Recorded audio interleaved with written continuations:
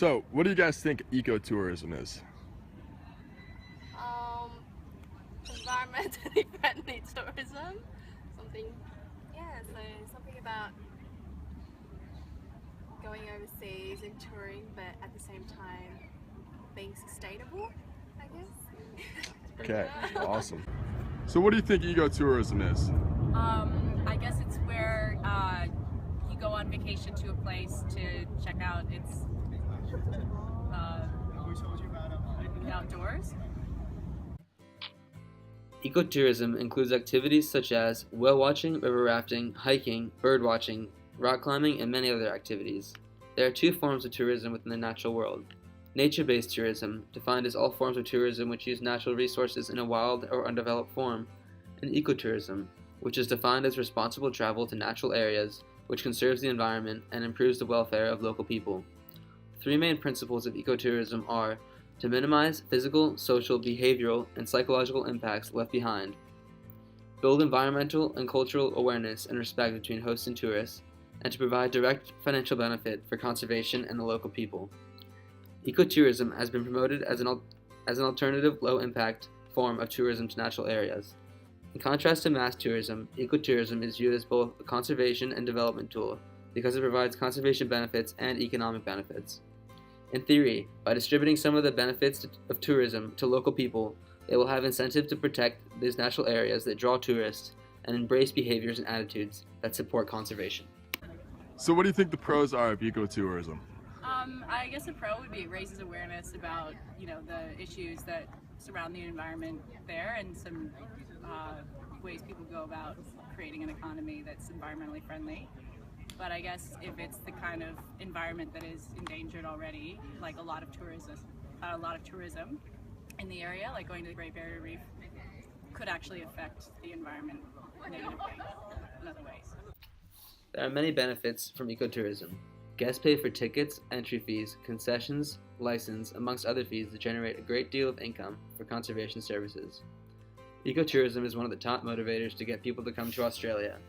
In 2016, 68% of international visitors to Australia engaged in some form of nature-based activity. In many cases, local people find work and feed their families off of the wages they earn through ecotourism-related professions, working in roles such as guides, park rangers, and many other roles in the vastly growing industry.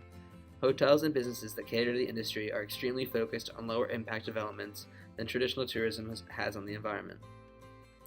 Through the respect and open-mindedness that ecotourism brings with it, the native communities and tourists are able to have a much more direct and profound experience with one another. What do you think the cons are of ecotourism? Well, wouldn't like tourists just destroy the site? So like if they're not mindful or aware of like the history or like culture of a place, they could just destroy it inadvertently. While nature tourism may have lots of beneficial factors, there are several cons as well. Lots of these nature tourist destinations were previously untouched by humans, and introducing a foreign element such as us can completely disrupt the place. For example, it can mess with hunting patterns and scare away prey that other animals might be trying to eat in that area. Lots of travelers can also lead to soil erosion and increase the demand for resources such as food and water that area may not be suited for to supply. These nature tourist destinations are also largely unpoliced, and many tourists do not abide by the laws within the natural areas, resulting in even more deterioration of the environment. For example, people will write their names in the stone, or they may even take small souvenirs like a little rock or a plant. And while this may not seem like much, it can cause a serious impact on the environment. Tourists also threaten indigenous cultures who may have an attachment to a location, or have been using the area for thousands of years before we even arrived. Nature tourism runs a thin line for having more pros than cons because of all of these reasons. A great example of a nature tourist destination is Uluru in the Northern Territory of Australia. Every year, over 250,000 people visit the rock, and of those people, about 38% of those people climb it. While this may create lots of tourism and generate some income, the rock is home to the Aboriginal Anangu people that date back to a culture over 60,000 years old. To the Anangu people, the rock is viewed as a spiritual ground. Some of the places around the rock are said to represent spiritual ancestors. They also hold rituals in some of the caves around the base, where they have been doing so for over 10,000 years. Even though they hold rituals in these places, people are still allowed to view these places, but there are signs that say no photography. To the Aboriginal people, the creators of the world made this rock. And because the Aboriginal people view Uluru as a sacred ground, they do not climb the rock, and they ask that people don't either. But people are still currently permitted to. Not only do the Aboriginals not climb it, but over 30% of the people that have tried to climb it have died doing so. An example of a popular ecotourism destination in Australia is the Great Barrier Reef. The Great Barrier Reef is located in northern Queensland, with Cairns being the most popular destination. Out of the entire Cairns tourist industry, the Great Barrier Reef makes up most of the revenue. The Cairns area has about 2.4 million visitors that contribute $3.1 billion to the Australian economy. Having such a large tourism industry brings money to the economy and facilitates protected areas that restrict fishing of animals such as whales, dolphins, green turtles, and dugongs. However, with the corals being extremely fragile, they can be easily broken by reef walking, anchors, and other pollutants. Even runoff sweat and sunscreen can affect the coral. The Great Barrier Reef is heavily affected by climate change, namely increasing ocean temperatures that cause coral bleaching. Depending on the area, the loss of coral can range from 2 to 83%. While the Great Barrier Reef tourism industry is dependent upon the survival of the reefs, there has been evidence that coral bleaching is often downplayed by tourist companies and even the government. Several tourists have reported that the tour guides on the boat didn't mention coral bleaching or the impacts climate change has on the reefs. Some tour companies have tried to counter scientists' claims with its own, such as saying that in the winter the coral will regain its color. In addition, the Australian government removed a section about coral bleaching in a recent United Nations report, justifying this decision due to the impact it would have on tourism. It's important that the tourists are informed about the status of the reef and about measures to protect it.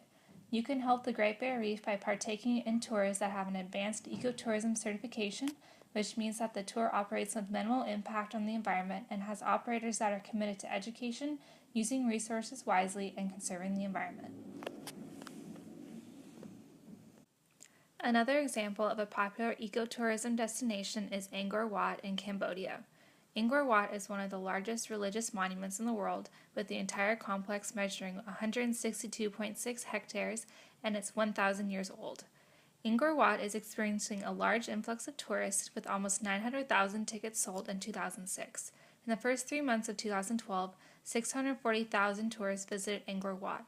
There's a huge problem with tourists touching the stones and carvings of the temples, which causes them to degrade extremely quickly when exposed to that many visitors. There have been massive changes in the development, namely commercialization around Angkor Wat complex. This causes clogged rivers and removal of natural watersheds. There are several eco-friendly tours individuals can partake in when visiting Angkor Wat. One tour in particular allows tourists to go to Angkor Wat and pick up trash that has been left behind by other tourists.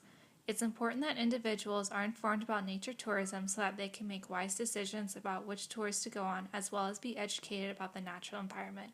While ecotourism provides a great way to view nature and the environment, it's important that tourists leave minimal impact and engage in conservation efforts.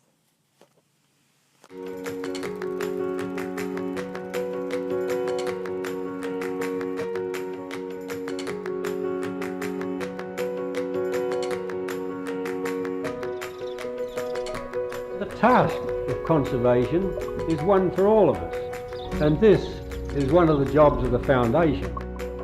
A strong environment or conservation movement among the people is an essential part of a responsible government environmental policy. These forests are threatened in a way that they haven't been threatened for many years. Whalers will be permitted to bring home fewer than 2,000 minke whales. Conservationists claim the park is threatened by pollution from uranium mining. There should be no drilling of the barrier reef.